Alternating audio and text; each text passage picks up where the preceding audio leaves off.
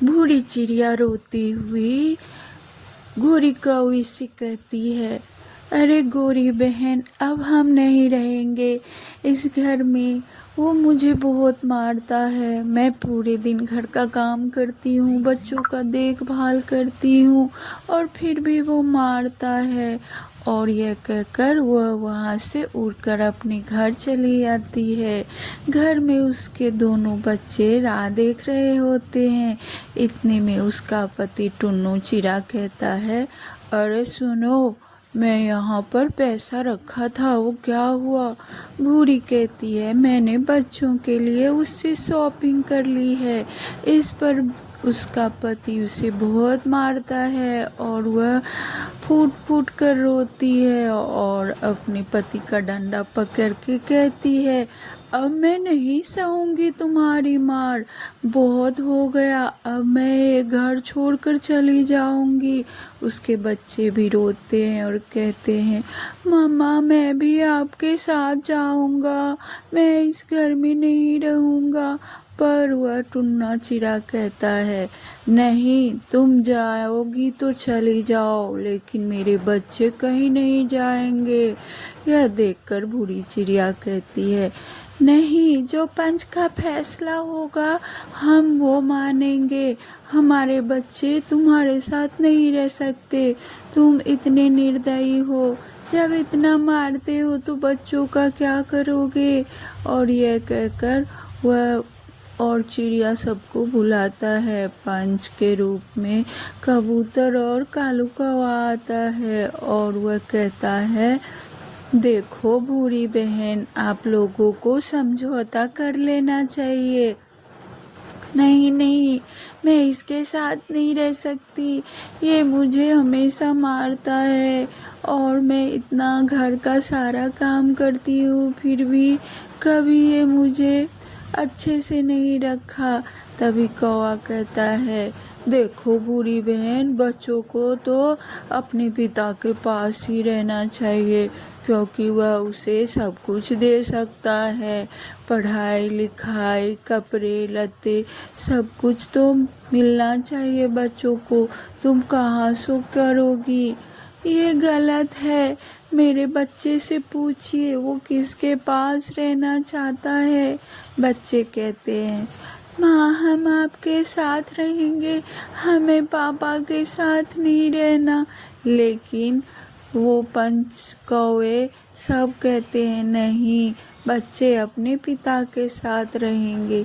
यह सुनकर बूढ़ी फूट फूट कर रोती है और उड़ के वहाँ से चली जाती है जहाँ पर वह पहले से रहा करती थी। वह अपने टूटे घोंसले में चली जाती है। इधर टुन्ना चिड़ा अपने बच्चों को समझाता है, देखो गुड़िया चुन्नू, तुम दोनों खूब आराम से रहो, मैं तुम्हारे लिए कपड़े खिलौने लाऊंगा। नहीं, हमें मम्मा चाहिए, हमें कपड़े खिलौने नहीं चाहिए। लेकिन टुन्नू चिड़ा बाहर जाकर अपने बच्चों के लिए ढेर सारे खिलौने और कपड़े लाता है। इधर बूढ़ी चिड़िया अपने टूटे से घोंसले में आकर और वहाँ अपने बच्चों को याद करके बहुत रोती है और उन्हें देखने का मन होता है, लेकिन फिर भी वह उसे नहीं देख पाती। इधर टुन्ना चिड़ा अपने बच्चों के लिए खिलौने और गुड़िया लेता है और सोचता है अब बच्चे खुश हो जाएंगे। लेकिन बच्चे खिलौने देखकर भी खुश नहीं होते हैं और रोते हुए कहते हैं, हमें मम्मा चाहिए, हमें मम्मा के बिना नहीं रहना। चुप हो जाओ तुम दोनों, बहुत ही मम्मा मम्मा करते हो, मुझे अब तुम दोनों का रोना बर्दाश्त नहीं होता। और यह कहकर बच्चे वहाँ से निकल आते हैं और वह गोरी कौवे के पास आकर रोने लगता है, गोरी आंटी, मेरी मम्मा को बुला देंगे?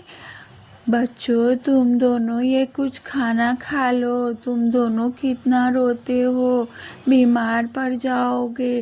ठीक है, मैं तुम्हारी मम्मा को बुला लूँगी। और यह कहकर बच्चों को खाना देता है।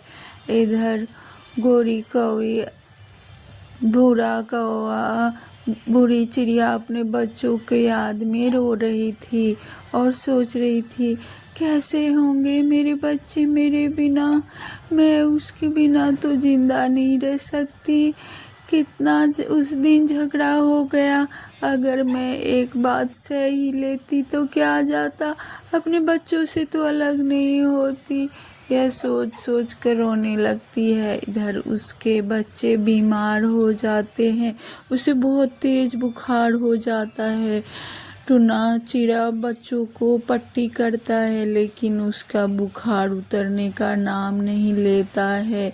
उसकी बेटी कहती है, पापा अगर आप उस दिन मामा से झगड़ा नहीं करते तो मामा नहीं जाती और चुन्नू बीमार नहीं होता।